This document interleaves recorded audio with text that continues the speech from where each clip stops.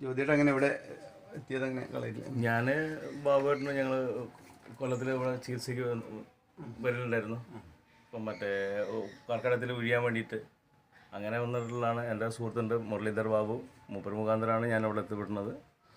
അപ്പോൾ അതിൻ്റെ ഭാഗമായിട്ടാണ് എനിക്ക് ആ ചികിത്സയിൽ എനിക്ക് നല്ല പൂർണ്ണ വിശ്വാസമുള്ളതിനെ കൊണ്ട് ഞാൻ എൻ്റെ സുഹൃത്തായ സുഭാഷ് ഏട്ടനെയും മൂപ്പര് കൈവേദന എന്ന് പറഞ്ഞപ്പോൾ ഞാൻ പറഞ്ഞു വേറെ എവിടെയും പോകണ്ട, നമുക്ക് ഇവിടെ പോവാം, ഇവിടെ നമുക്ക് മാറി കിട്ടും.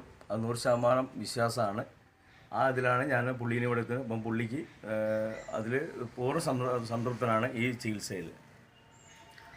ഇവർക്ക് ചെയ്തത് നമ്മൾ കളരി മർമ്മ ചികിത്സയാണ് ചെയ്തത്. കൂടെ നമ്മൾ പഞ്ചകർമ്മ ചികിത്സകളും ചെയ്തു, ആവിസുകൾ ചെയ്തു, ശ്വേതകർമ്മങ്ങൾ ചെയ്തു, കിഴി ചികിത്സകൾ ചെയ്തു, ചവിട്ടിവീഴ്ച ചെയ്തു. ഒരു വ്യക്തിക്ക് എന്ത് തരത്തിലുള്ള പ്രകൃതിക്കനുസരിച്ച്, ശരീരത്തിൻ്റെ പ്രകൃതിക്കനുസരിച്ച് ഏത് തരത്തിലുള്ള ചികിത്സകൾ മാറ്റി ചെയ്യണോ അതുപോലെ മാറ്റിയിട്ട് അതിനുവേണ്ടി അതുപോലെ തന്നെ ആയുർവേദ മരുന്നുകൾ ഉള്ളോട്ട് കൊടുക്കുന്നുണ്ട്. പിന്നെ ഇവിടുത്തെ പ്രത്യേകത എന്താ വെച്ചാൽ കൂടുതൽ നമുക്ക് റെസ്റ്റ് വേണ്ട എന്നുള്ളതാണ്. കാരണം നമ്മൾ കൂടുതൽ ബെഡ് റെസ്റ്റ് തന്നെ എടുത്തിട്ട് ചികിത്സിക്കേണ്ടത് എന്നുള്ളത്. പിന്നെ കൂടുതൽ എക്സസൈസ് ചെയ്തുകൊണ്ടാണ്. ഈ എക്സസൈസ് എങ്ങനെയുണ്ടായിരുന്നു? എക്സസൈസ് നല്ല ഹാർഡായിരുന്നു. എക്സസൈസിൽ കൂടിയാണ് നമുക്ക് പൊന്താത്ത സാധനം പൊന്തിക്കൊണ്ടിരുന്നത്.